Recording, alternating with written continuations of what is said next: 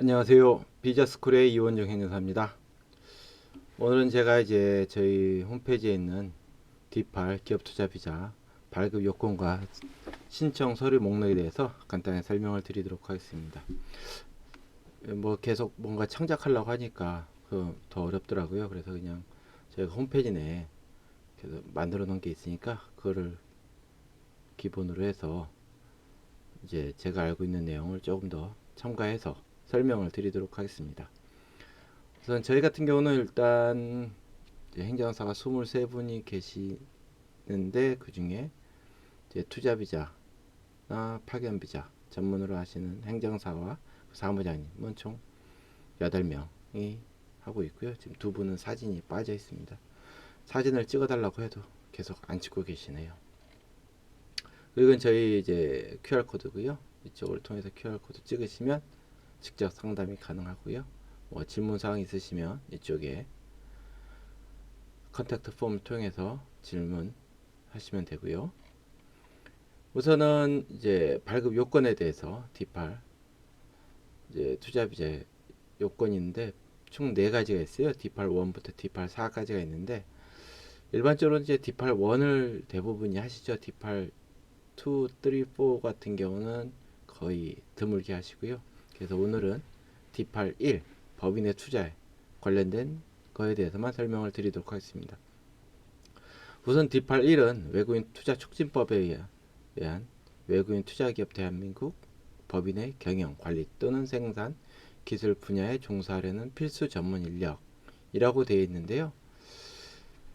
일단은 뭐 너무 어렵게 생각하지 마시고 그냥 일반 뭐 주식회사를 보통 주식회사에 투자를 하거나 아니면 직접 설립한다 생각하시면 되고요.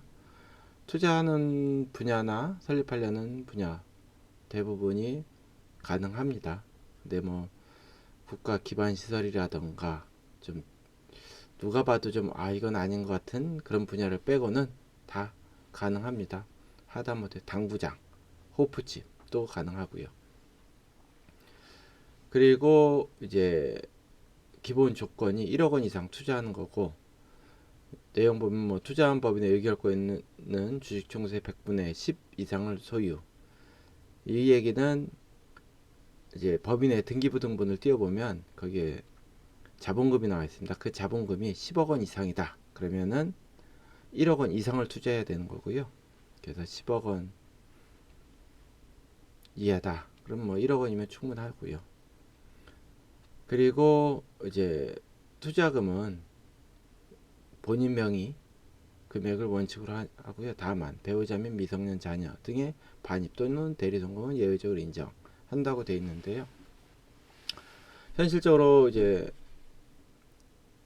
미성년 자녀는 대부분이 좀 어렵고 배우자 같은 경우도 많이 하시는데 이게 좀 그 투자 출처, 송금 출처를 좀 많이 봐야 돼요. 그냥 송금하게 되면은 비자 불어나는 확률이 굉장히 셉니다. 그리고 서류 이 내용은 이제 출입국 사무소에서 저희에게 일반적으로 이제 배포하는 내용을 가지고 저희가 적어 놓은 건데 뭐 통합시청서 여권사본, 사업자등사본, 뭐 법인 등기부등본, 외국환 신고필증. 외국환 신고필증은 현금으로 들고 가서 세관에 신고했을 때 받는 서류고요. 본국 송금확인서 6번 같은 경우는 대체로 본국 송금확인서는 거의 필요가 없다고 보면 되고요. 요구하지도 않고요. 그리고 타발송금 거래명세서, 사무실 임대차계약서, 투자금 사용 내역 증빙서류, 그리고 수출신고필증, 수출대금회수 증명서류. 요 수출신고필증이나 수출대금회수 증명서류 같은 경우는 뭐 무역업을 하시면서 이미 사업을 하고 계신 분들에게 요구하는 서류고요. 만약 신규로 법인 설립하셨다 그러면은 애초에 없기 때문에 안 내셔도 됩니다. 그리고 통장, 구매 내역서가 있고요. 그래도 많은 서류가 필요한데 이걸 일일이 설명을 드리기 어려운 게 그 투자자나 각 회사마다 조금씩 내용들이 달라요. 그러다 보니까 대체로는 이거보다는 서류가 한 배는 더 많죠.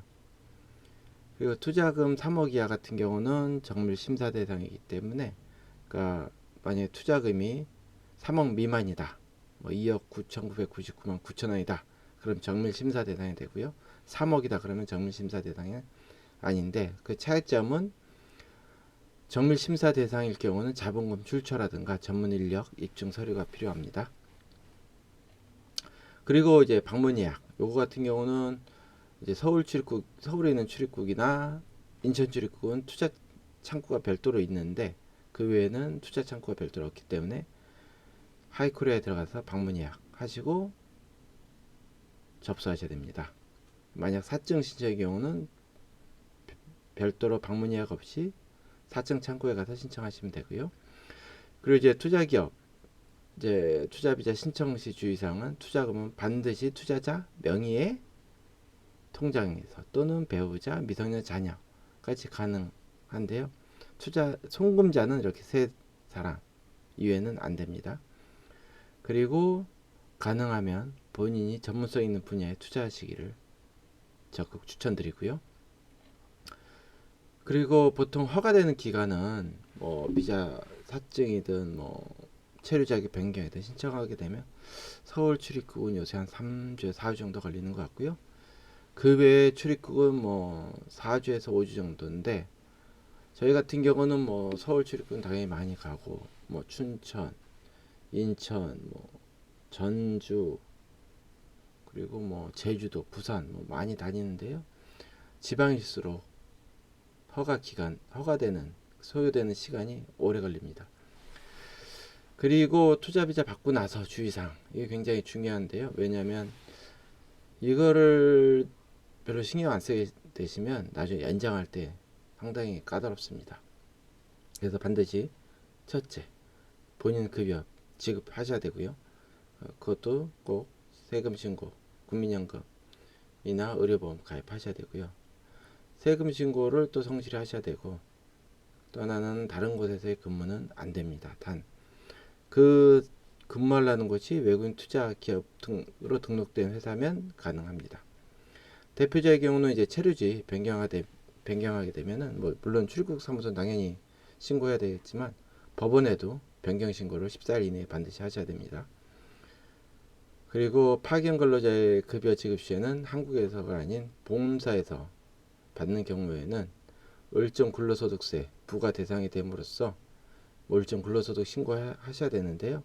그렇게 되면 뭐 본국에서도 소득세 납부해야 되고 한국에서도 소득세 납부해야 되고 그런 문제점이 있습니다.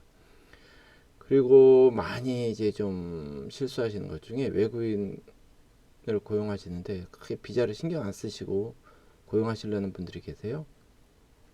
반드시 그분의 비자 확인하시고 사전 허가를 받으신 다음에 급여를 지급하시기 바랍니다. 그렇지 않으면 나중에 본인의 비자 연장 시에 불어될 가능성도 있습니다. 예, 비자스 코리아였고요. 이제 계속해서 이런 관련된 동영상을 올리도록 하겠습니다. 예, 감사합니다.